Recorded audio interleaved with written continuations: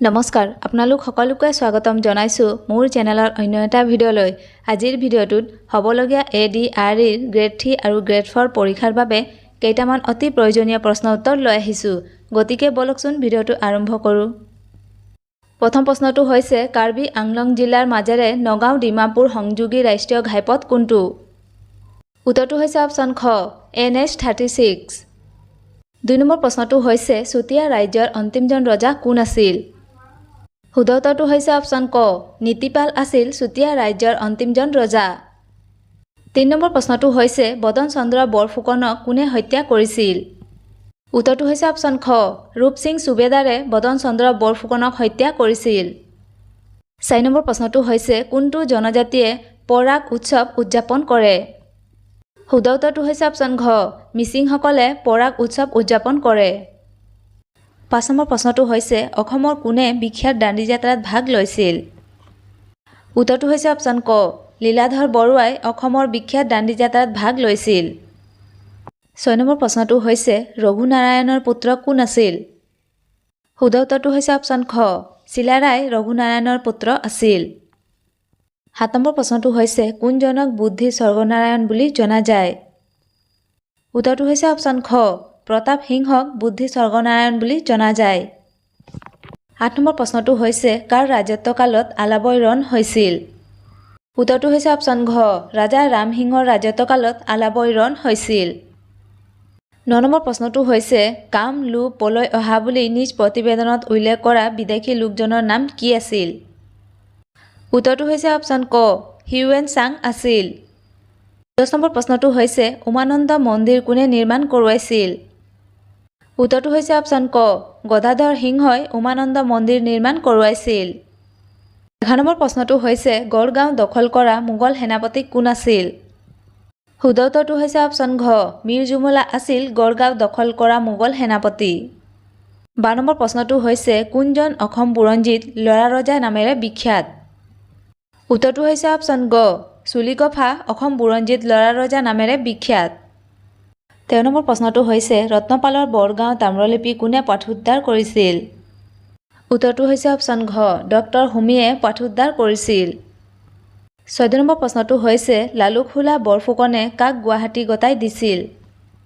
উত্তৰটো হৈছে অপচন গ ৰাজকুমাৰ আজমতাৰাক লালুকহুলা বৰফুকনে গুৱাহাটী গতাই দিছিল। 15 নম্বৰ প্ৰশ্নটো হৈছে তেজপুৰ আৰু পৰ্বতীয়াফলি কোনে এৰি গৈছিল? উত্তৰটো হৈছে অপচন খ বনমালাই তেজপুৰ আৰু পৰ্বতীয়াফলি এৰি গৈছিল। 16 নম্বৰ প্ৰশ্নটো হৈছে 1585 চনত নৰনাৰায়ণৰ শাসনকালত কোচ ৰাজ্যলৈ অহা ইংৰাজ পৰিব্ৰাজকজন কোন আছিল? শুদ্ধ উত্তৰটো হৈছে অপচন ক ৰালফ ফিটজ আছিল। 17 নম্বৰ প্ৰশ্নটো হৈছে ৰংপুৰৰ এম্পি থিয়েটাৰ ৰংঘৰ কোনে নিৰ্মাণ কৰিছিল? উত্তৰটো হৈছে অপচন খ প্ৰমত্ত সিংহই ৰংপুৰৰ এম্পি থিয়েটাৰ ৰংঘৰ নিৰ্মাণ কৰিছিল। 18 নম্বৰ প্ৰশ্নটো হৈছে মহাভাৰতৰ যুদ্ধত অংশ লোৱা কামৰূপৰ ৰজাজন কোন আছিল? শুদ্ধ উত্তৰটো হৈছে অপচন ক নৰক আছিল মহাভাৰতৰ যুদ্ধত অংশ লোৱা কামৰূপৰ ৰজা। 19 নম্বৰ প্ৰশ্নটো হৈছে ঘটক কাৰ নেতা আছিল? শুদ্ধ উত্তৰটো হৈছে অপচন ক কিৰাতৰ নেতা আছিল ঘটক। 20 নম্বৰ প্ৰশ্নটো হৈছে ডিমাপুৰ কোনখন নদীৰ পাৰত অৱস্থিত? শুদ্ধ উত্তৰটো হৈছে অপচন গ ধনশিৰি নদীৰ পাৰত ডিমাপুৰ অৱস্থিত। 21 নম্বৰ প্ৰশ্নটো হৈছে নৰনাৰায়ণ ৰজাই ইটাৰে কামাখ্যা মন্দিৰ কেতিয়া পুনৰ নিৰ্মাণ কৰিছিল? উত্তৰটো হৈছে অপচন গ 1565 চনত নৰনাৰায়ণ ৰজাই ইটাৰে কামাখ্যা মন্দিৰ পুনৰ নিৰ্মাণ কৰিছিল।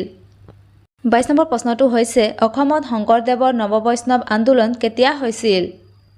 উত্তৰটো হৈছে অপচন খ 16 শতিকাত অসমত শংকৰদেৱৰ নৱবৈষ্ণৱ আন্দোলন হৈছিল। 23 নম্বৰ প্ৰশ্নটো হৈছে কামৰূপ আক্ৰমণ কৰা প্ৰথম তুৰ্কী বাহিনীৰ সেনাপতি কোন আছিল? উত্তৰটো হৈছে অপচন খ মহম্মদ বিন বখতিয়াৰ খিলজী আছিল কামৰূপ আক্ৰমণ কৰা প্ৰথম তুৰ্কী বাহিনীৰ সেনাপতি। 24 নম্বৰ প্ৰশ্নটো হৈছে দক্ষতাপূৰ্ণ আৰু দ্ৰুত সামৰিক অভিযানৰ বাবে কাক চিলাৰায় বুলি অভিহিত কৰা হৈছিল? উত্তৰটো হৈছে অপচন খ শুক্লধ্বজক দক্ষতাপূৰ্ণ আৰু দ্ৰুত সামৰিক অভিযানৰ বাবে চিলাৰায় বুলি অভিহিত কৰা হৈছিল। 25 নম্বৰ প্ৰশ্নটো হৈছে পচা ব্যৱস্থা কোনে আৰম্ভ কৰিছিল? শুদ্ধ উত্তৰটো হৈছে অপচন গ প্ৰতাপ সিংহই প্ৰস্ৰাৱ ব্যৱস্থা আৰম্ভ কৰিছিল? ২৬ নম্বৰ প্ৰশ্নটো হৈছে শোণিতপুৰ কাৰ ৰাজধানী আছিল? শুদ্ধ উত্তৰটো হৈছে অপশ্যন ক, বাণ ৰজাৰ ৰাজধানী আছিল শোণিতপুৰ। ২৭ নম্বৰ প্ৰশ্নটো হৈছে বৰ্মন ৰাজবংশৰ প্ৰথম ৰজা কোন আছিল? উত্তৰটো হৈছে অপশ্যন ঘ, পুষ্য বৰ্মন আছিল বৰ্মন ৰাজবংশৰ প্ৰথম ৰজা। ২৮ নম্বৰ প্ৰশ্নটো হৈছে প্ৰথম অসমীয়া চলচ্চিত্ৰ জয়মতী কেতিয়া নিৰ্মাণ হৈছিল? উত্তৰটো হৈছে অপশ্যন ক, ১৯৩৫ চনত প্ৰথম অসমীয়া চলচ্চিত্ৰ জয়মতী নিৰ্মাণ হৈছিল। ২৯ নম্বৰ প্ৰশ্নটো হৈছে কুমাৰ ৰজা উপাধি কাৰ লগত জড়িত হৈ আছিল?